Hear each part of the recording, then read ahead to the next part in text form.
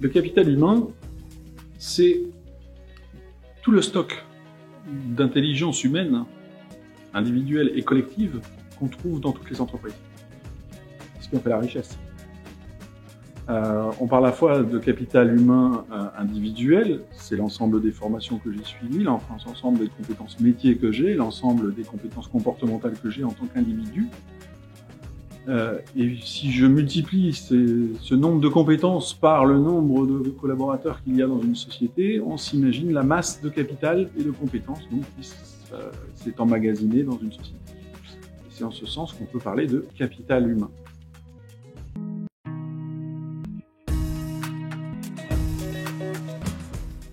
Lorsqu'on est cédant d'entreprise, on va quitter l'entreprise. Mais nos équipes restent. Elles vont continuer à vivre dans l'entreprise. Elles vont continuer à exprimer ce qu'elles savent faire, tout leur savoir. Savoir-faire, savoir-être, et ainsi de suite. Et en ce sens, ne pas le prendre en compte lors d'une session d'entreprise, c'est ignorer la poursuite de la vie de l'entreprise, et donc du projet d'entreprise et de la vision d'entreprise.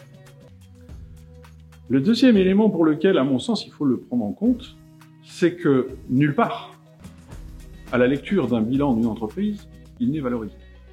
Il n'apparaît pas. Il apparaît parfois en engagement hors bilan sur du passif social, et donc en diminution de la valeur, de la dette, mais pas à l'actif.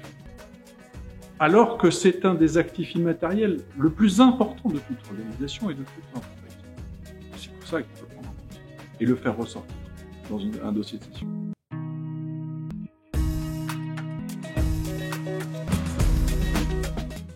Pour le valoriser, il faut en parler.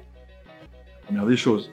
Et donc je conseille toujours à tous les entrepreneurs d'ouvrir au plus tôt le débat et au plus vite le dialogue avec ses salariés pour justement les intégrer dans la démarche de cession et pouvoir recueillir d'eux leurs sentiments, leurs avis, mais aussi leur approbation sur l'acte de cession et après derrière la vie d'entreprise. Ça permet déjà d'appréhender la courbe de deuil et de s'avancer dans la courbe de deuil et donc de faciliter la reprise. Après, je dirais qu'il y a un certain nombre de caractéristiques qu'il faut mettre en avant. Est-ce que votre équipe est enviable? Est-ce qu'elle fait envie? Comment est-ce que moi, repreneur, je peux voir que votre équipe va me faire envie? Et donc on arrive à est-ce qu'elle est transformable, est-ce qu'elle est agile? Le repreneur va avoir un mode de leadership qui n'est pas forcément le même que le cédant. Et donc si l'équipe est agile et que je peux le démontrer à un repreneur, ça a de la valeur. Est-ce que l'équipe elle est lisible? Est-ce que je vais pouvoir les rencontrer? Est-ce que je peux voir quelque part de quoi elle est composée, de qui elle est composée, de quelles compétences elle est riche, cette équipe? Et en ce sens, il faut la rendre lisible si on veut pouvoir la valoriser. Elle doit ensuite être autonome. Donc ça, par rapport au chef d'entreprise, est concentré et consacré à un projet d'entreprise et non pas à un dirigeant, pour pouvoir accepter ce changement de dirigeant. Et puis, il faut que l'équipe, je dirais, pour la valoriser encore plus, il faut qu'elle soit engagée le plus possible dans la démarche de cession. Ça me paraît